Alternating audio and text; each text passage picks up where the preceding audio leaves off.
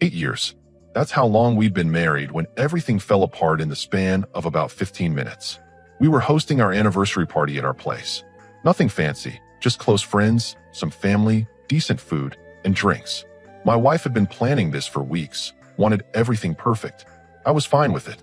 Honestly, I was just happy to celebrate another year together. The party was going well. People were laughing, music playing, the usual stuff. I was in the kitchen grabbing more ice when Pamela walked in. She was my wife's maid of honor back at our wedding, best friends since college. They were inseparable. "Hey, can you help me with something outside?" she asked. "Sure, what do you need?" "Just need help moving some chairs for the patio." I followed her out to the backyard. There were already plenty of chairs set up. I turned to ask her what she meant, and that's when I noticed her expression had changed. She looked nervous, almost panicked. "Pamela, what's going on?" "I need to tell you something," she said, her voice shaking. "I can't keep this inside anymore." Before I could respond, she grabbed my arm and leaned in close. I stepped back immediately. "What are you doing?" "I've had feelings for you for years," she whispered. "I know you feel it too. We could be so good together." I stared at her like she'd lost her mind. "Pamela, you need to stop. I'm married to your best friend. This is completely out of line. Just think about it," she said, reaching for my hand. I pulled away and walked back toward the house. My heart was pounding, not from attraction, but from pure shock and anger. I needed to tell my wife what just happened before this turned into something worse. I didn't get the chance. As soon as I stepped back inside, I saw Pamela rushing past me, tears streaming down her face. She ran straight to my wife in the living room where most of the guests were gathered. "I can't stay here anymore," Pamela sobbed loudly. "I'm so sorry. I should have told you sooner." My wife looked confused and concerned. "Told me what? What happened?" He made advances on me," Pamela choked out between sobs. "Just now outside. He tried to kiss me, said things about how he's always been attracted to me. I told him to stop, but he kept pushing." The room went silent. Every single person turned to look at me. "That's a complete lie," I said firmly. She came on to me. I rejected her and came back inside. "You're disgusting," Pamela cried louder. "How can you lie like this?" My wife's face had gone pale. She looked at me, then at Pamela, then back at me. I could see the conflict in her eyes, but I also saw something else. Doubt. She doubted me. "Is this true?" my wife asked, her voice barely above a whisper. No, not one word of what she said is true. She approached me. She made advances. I turned her down. "He's lying," Pamela shouted. "Why would I make this up? We've been friends for over a decade." Some of the guests started murmuring. I heard whispers, saw judgmental looks. Her brother stepped forward, anger clear on his face. "You need to leave," he said to me. "I'm not leaving my own house over a false accusation." "Yes, you are," my wife said, her voice cold now. "I can't even look at you right now. Get out." I looked around the room. Every face either showed disgust or pity for my wife and Pamela. No one was on my side. No one questioned the story. They'd already decided I was guilty. "Fine," I said calmly. "But you're making a huge mistake believing her over me. Just go," my wife said, tears now running down her face. I went upstairs, threw some clothes in a bag, and grabbed my important documents. When I came back down, Pamela was being comforted by a group of women, playing the victim perfectly. My wife wouldn't even look at me. I walked to the door, stopped, and turned back one last time. "The truth will come out eventually," I said. "And when it does, remember this moment. Remember that you chose to believe a lie without even questioning it." Then I left, drove to my coworker Jacob's place. He was at the party but had left early. I called him on the way, explained what happened. He told me to come over immediately. When I got there, he had coffee ready and a spare bedroom cleared out. "This is insane," he said. "Pamela always seemed weird around you, but I never thought she'd do something like this." "Neither did I. What are you going to do?" I sat there for a moment, thinking. My phone was already blowing up with messages from her family, her friends, all condemning me. Not one person asked for my side. "I'm going to let her dig her own grave," I said. "And when she does, I'm going to make sure everyone knows exactly what happened. You're not going to fight back now? No point. They've already made up their minds. But lies always fall apart eventually. I just need to be patient and ready when it happens." Jacob nodded. "You can stay here as long as you need." That night, lying in an unfamiliar bed, I didn't cry. I didn't panic. I just planned. Because I knew one thing for certain. I wasn't going to be the villain in someone else's twisted story. The truth would come out, and when it did, I'd be ready. The first week was the hardest, not because I missed her, but because of the constant barrage of hate messages. Her mother called me a predator. Her father threatened legal action. Friends we'd had for years blocked me on everything without asking a single question. I didn't respond to any of it. Not one message, not one call. Silence was my strategy. Jacob was a good friend during those days. He'd known us both for about 5 years through work connections, and he was one of the few people who actually thought the whole thing seemed off. Pamela's story has holes in it, he said one morning over breakfast. If you were actually making advances on her, why would she follow you outside alone? Why not stay in the crowded room? Exactly. But no one's thinking logically. They're thinking emotionally. Have you talked to a lawyer yet? Got an appointment tomorrow. The lawyer's name was Mr. Sterling. He was in his 50s, had handled plenty of divorce cases, and didn't waste time with pleasantries. Let me be direct, he said after I explained everything. This is a false accusation that's already caused significant damage to your reputation. We need to document everything, and we need to be prepared for divorce proceedings. I figured as much. Your wife hasn't filed yet, which is interesting. Usually in cases like this, papers are filed within days. She's either conflicted or waiting for you to come crawling back.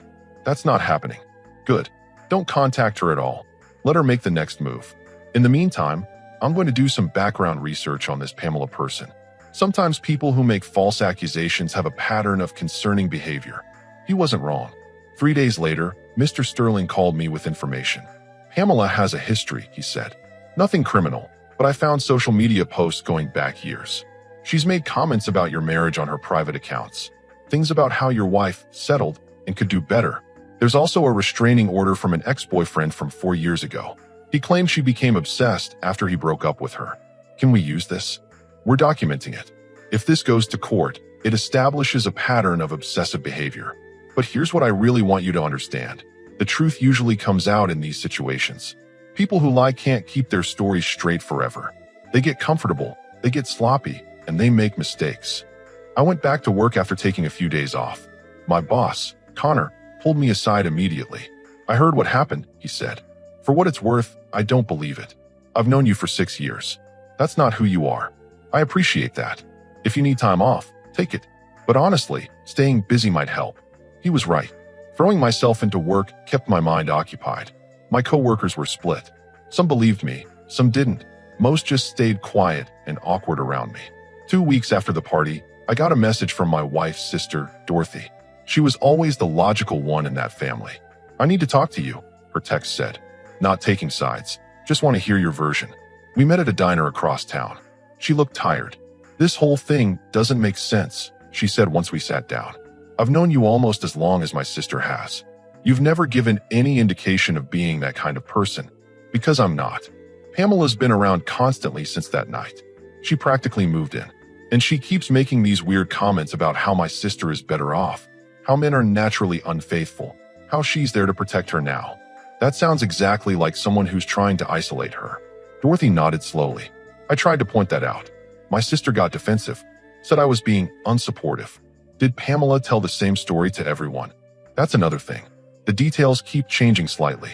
First it was just inappropriate comments. Then it became you tried to kiss her. Last I heard, she's saying you cornered her. The story's evolving. Lies do that. Truth stays consistent. We talked for another hour. Dorothy promised to keep her eyes open and let me know if anything seemed off. I appreciated it, but I wasn't counting on family intervention to fix this. A month in, my wife finally reached out. One text message. We need to talk about the house and finances. I forwarded it to Mr. Sterling. Don't respond directly, he advised. Tell her all communication needs to go through me. That'll show her you're serious about protecting yourself legally. I sent exactly that. Her response came an hour later. So that's it? You're not even going to try to defend yourself? Again, I forwarded it to my lawyer and didn't respond. She wants a reaction, Mr. Sterling explained. She wants you to break down, to beg, to prove your innocence through desperation. Don't give her that satisfaction. Your silence is more powerful than anything you could say right now. By the second month, something started shifting. I noticed it in small ways. Mutual friends who'd blocked me began unblocking. I got a message from someone who'd been at the party. Looking back, I don't think I actually saw anything happen. Just heard Pamela crying. The cracks were forming, just like Mr. Sterling predicted. People were starting to question things. and I still hadn't said a word in my own defense. I was at Jacob's place one evening when he brought up something interesting. You know what's weird? Your wife hasn't filed for divorce yet. It's been 2 months. I noticed. What do you think that means? I leaned back on the couch, considering it. It means she's either having doubts, or she's waiting for me to come back begging. Either way, she's going to be disappointed. You're really done, aren't you? The second she threw me out without even questioning the accusation, without giving me any benefit of the doubt after 8 years together? Yeah, I was done. My phone buzzed. Another message from Dorothy. Pamela just said something really strange. She told my sister they should take a trip together, just the two of them, to heal and move forward without toxic men. My sister looked uncomfortable but agreed.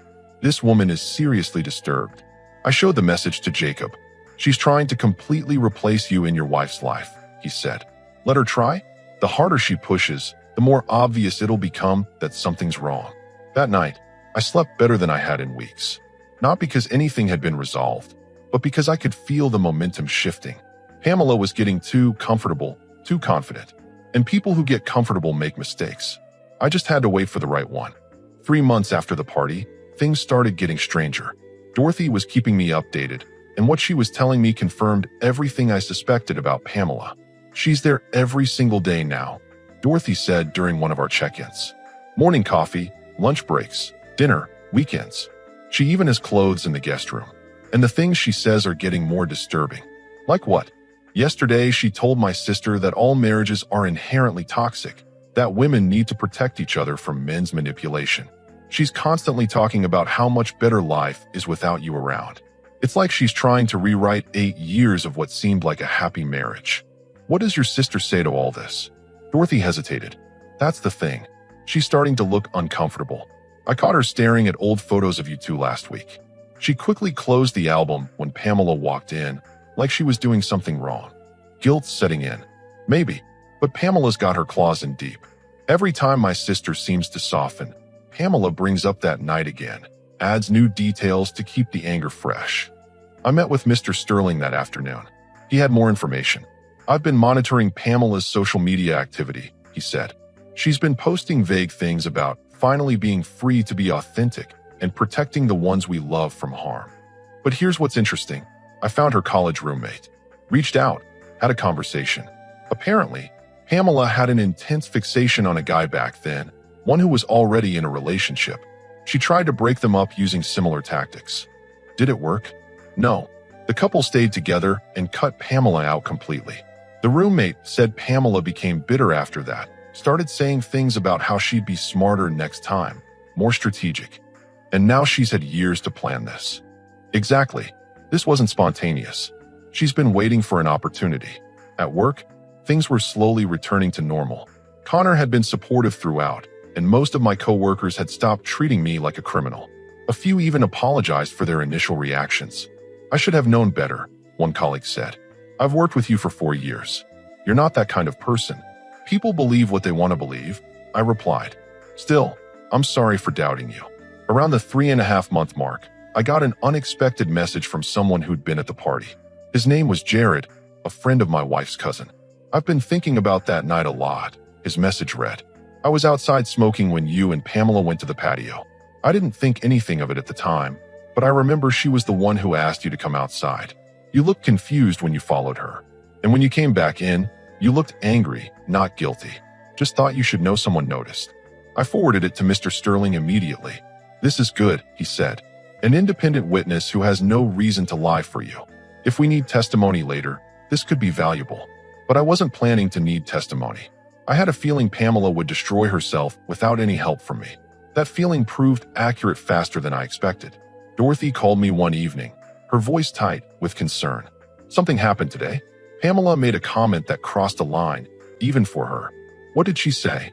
My sister mentioned maybe trying therapy to process everything. Pamela lost it. Said therapy was just another way men manipulate women, that my sister should forget about you completely and focus on building a new life. Then she said, and I quote, "You could even move somewhere new, start fresh. Maybe I could come with you." She wants to completely uproot your sister's life. It gets worse. My sister asked her why she was being so intense about all this. Pamela started crying, said it's because she cares so much, because she's been protecting her for years from things she never noticed. My sister asked what she meant. Pamela backtracked fast, said she was just emotional.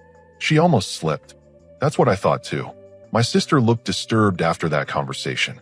I think she's finally starting to question things. The next day, I got a message from my wife. The first direct contact in months. Did you ever actually do what Pamela said you did? I stared at that message for a long time. Part of me wanted to respond, to defend myself, to lay out everything I knew. But I remembered Mr. Sterling's advice. Let her come to the truth herself. It would mean more that way. I didn't respond. An hour later, another message. Your silence is an answer. Still, I said nothing. 2 days later, Dorothy called again. Pamela's getting sloppy.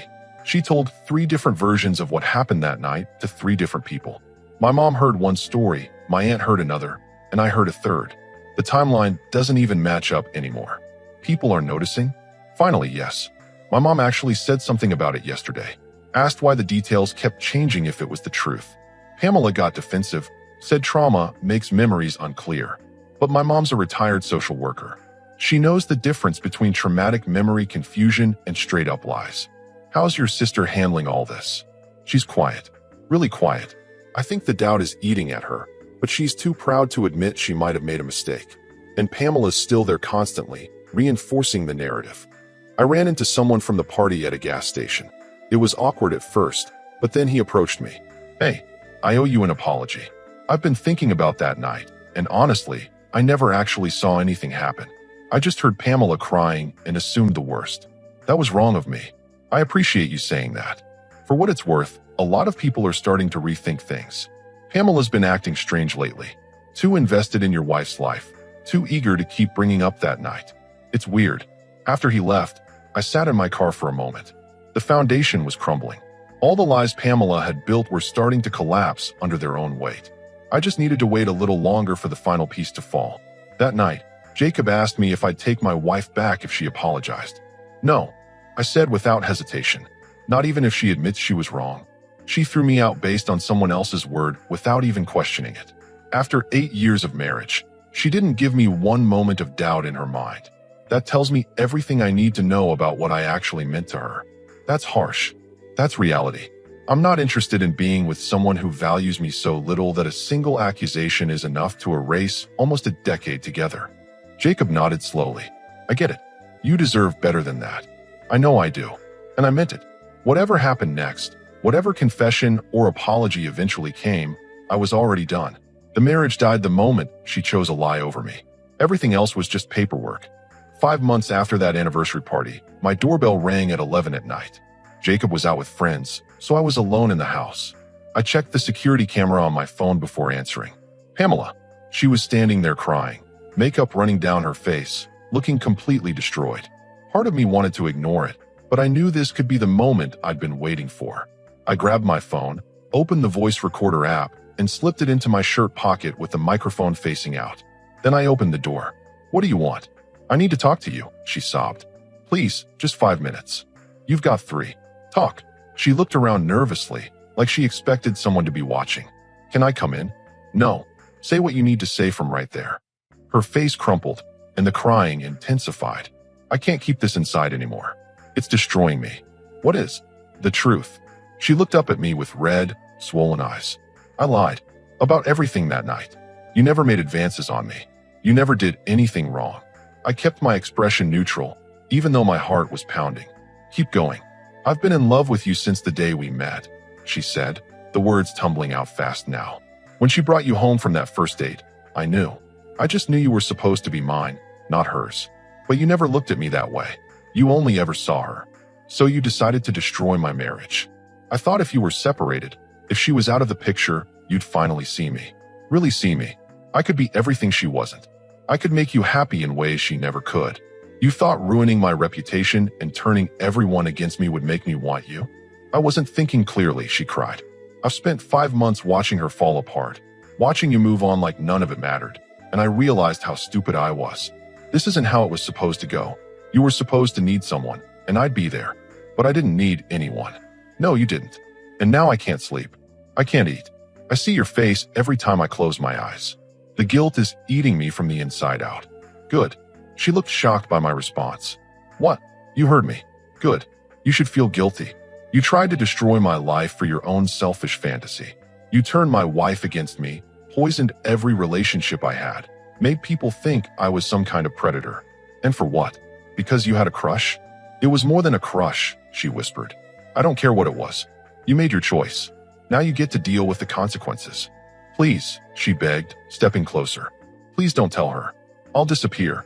I'll move away, change my number, whatever you want. Just don't tell her what I did. She'll never forgive me. You think you're worried about her forgiveness? You should be worried about facing yourself in the mirror every day knowing what you did. I already am, she shouted, then immediately lowered her voice. I'm drowning in it. Every day I'm there with her, listening to her cry about losing you, watching her look at old photos. I did that. I destroyed her happiness because I was selfish and delusional. So why tell me this now? Why not just keep the secret? Because I can't anymore. The weight of it is crushing me. And because I saw you last week at the store. You looked happy. Actually happy.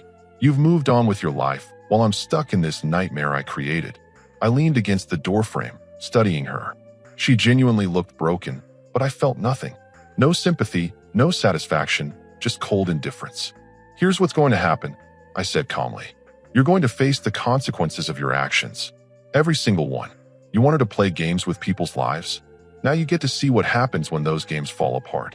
What are you going to do? That's not your concern anymore. You should leave now. Wait, please, can't we talk about this? Find some kind of solution where no one else has to know. The time for talking was 5 months ago before you decided to blow up my entire life. Now you need to leave before I call the police for trespassing. She stood there for another moment, tears streaming down her face, then finally turned and walked back to her car. I watched until she drove away, then closed the door. I pulled out my phone and stopped the recording. 23 minutes of full confession, crystal clear audio, everything I needed. I saved it in 3 different places, then sent a copy to Mr. Sterling with a message. She broke. Full confession. Audio attached. He called me 5 minutes later. This is exactly what we needed, he said. This proves everything. Premeditated false accusation, malicious intent, emotional manipulation. This is airtight. What's the next step? That depends on what you want. We could go public with this immediately, send it to your wife, her family, everyone who condemned you. Or we could wait and use it strategically. I want to wait for one more thing. What's that? I want her to reach out. My wife. I want her to come to me asking for forgiveness, thinking there's still a chance. And then I want her to understand exactly how finished we are. That's cold. She earned it. I slept better that night than I had in 5 months. Not because I was happy or vindicated, but because I finally had control again. The truth was documented, undeniable, recorded in Pamela's own voice. Whatever happened next, I held all the cards. 2 days later, Dorothy called. Something's happening. Pamela's been acting strange, even for her. She barely speaks. Looks like she hasn't slept in days. And she told my sister yesterday that she might need to move out of state for a job opportunity. Out of nowhere, no previous mention of job searching. She's running. What do you know? I'll tell you soon. Just keep watching and let me know if anything else happens. You sound different. Calmer. Because it's almost over. 3 days after Pamela's confession, the call I'd been waiting for finally came. My wife's number showed up on my phone at 2 in the afternoon. I let it ring 4 times before answering. What do you want? I need to see you, she said, her voice shaky. Please. I know things now. Things I should have known before. What things? I can't say over the phone. Please, can we meet somewhere and talk? I thought about it for exactly 3 seconds. Fine. Tomorrow at 4. I'll text you the address. Thank you. I'm so sorry. For everything. We'll see. I hung up and immediately called Mr. Sterling. She wants to meet. Time to end this. I'll prepare everything we need. Where do you want to do this? Jacob's house. He already offered to help, and I want witnesses. Smart. I'll be there with the paperwork. Let's make this clean and final. The stage was set. Tomorrow, everything would come to a head, and I was ready. The next morning, I met with Mr. Sterling to finalize everything. The divorce papers were ready, signed on my end, just waiting for her signature. He brought copies of Pamela's recorded confession and the background research we'd compiled. Are you sure about this approach? He asked. Once you hand her these papers, there's no going back. I've been sure since the night she threw me out. All right then. I'll be there at 3:30 to set up. I texted my wife the address. Her response came immediately. I'll be there. Thank you for giving me this chance. I didn't reply. Jacob cleared out his living room and set up chairs. Connor agreed to be there as a witness, along with another coworker named Hazel who'd been supportive throughout everything. By 3:30, everyone was in position. You good? Jacob asked. Better than I've been in months. At exactly 4 o'clock, I heard a car pull up. Through the window, I saw my wife getting out. She looked terrible. Thinner, dark circles under her eyes, hair pulled back messily. She'd been suffering, that much was obvious. She walked up to the door and knocked softly. I opened it. Her face lit up with hope when she saw me. Thank you for agreeing to meet. Come in. She stepped inside, then froze when she saw the other people in the room. Mr. Sterling in a suit with his briefcase. Jacob and Connor standing near the wall. Hazel by the window. And on the coffee table, a stack of papers. What is this? She asked, her voice small. Sit down, I said. She sat on the couch, looking confused and scared. I remained standing. Before we start, I need to know something, I said. Why did you want to meet today? Because Dorothy told me something yesterday. She said Pamela's been acting strange, guilty. She pushed her about that night, and Pamela broke down. She admitted it was all fabricated. Everything she said about you was a lie. And you believe that now? Yes. I'm so sorry. I should have trusted you from the beginning. I was overwhelmed that night, emotional, and I made a terrible mistake. But we can fix this. We can go to therapy, rebuild trust. I know it won't be easy, but I love you. The room was silent for a moment. Then I picked up the papers from the coffee table. These are divorce documents, already signed by me. All you need to do is add your signature. Her face went white. What? No, I came here to fix things. There's nothing to fix. The marriage ended 5 months ago when you chose someone else's word over mine. But I was manipulated. Pamela lied to me, and you believed her immediately. After 8 years together, you didn't give me a single moment of doubt. You threw me out of my own home, turned everyone against me, and never once asked for my side of the story. I was scared and confused. So was I? But I didn't abandon you. You abandoned me. Tears were streaming down her face now. Please don't do this. I made a mistake, but we can get past it. No, we can't. Because even if I forgave you, I'd never forget. I'd never trust you again. And I refuse to spend the rest of my life wondering if you'll believe the next lie someone tells about me. Mr. Sterling stepped forward and placed the papers in front of her. These documents outline a fair division of assets. You have 3 days to review them with your own attorney. If you refuse to sign, we'll proceed with a contested divorce, which will be more expensive and painful for everyone. She looked at the papers, then at me. Is this really what you want? This is what you created when you threw me out 5 months ago. I'm just making it official. She broke down completely, sobbing into her hands. I felt nothing. No sadness, no regret, just calm finality. I'll give you some time to process this, I said. Mr. Sterling will be in touch about next steps. I walked toward the door, then stopped and looked back one last time. For what it's worth, I hope you learned something from this. The next time someone you claim to love needs you to believe in them, actually do it. Then I left the room. The divorce was finalized 6 weeks later. She signed the papers after her attorney advised her not to contest anything. Mr. Sterling made sure the settlement was fair but firm. I kept the savings account I'd built before marriage. She kept the house since her name was on the lease anyway. Pamela disappeared before any of it concluded. Dorothy told me she moved 3 states away without saying goodbye to anyone, not even my ex-wife. Apparently, the guilt was too much once people started asking questions. The recording I had was never needed publicly. The truth came out through Dorothy and others who'd finally put the pieces together. My ex-wife tried calling a few times after signing the papers. I never answered. There was nothing left to say. She'd made her choice, and I'd made mine. Work became my focus. Connor promoted me to a senior position 2 months after the divorce. It wasn't pity, it was recognition of the effort I'd been putting in. I was building something new, something that belonged only to me. Jacob remained a solid friend throughout everything.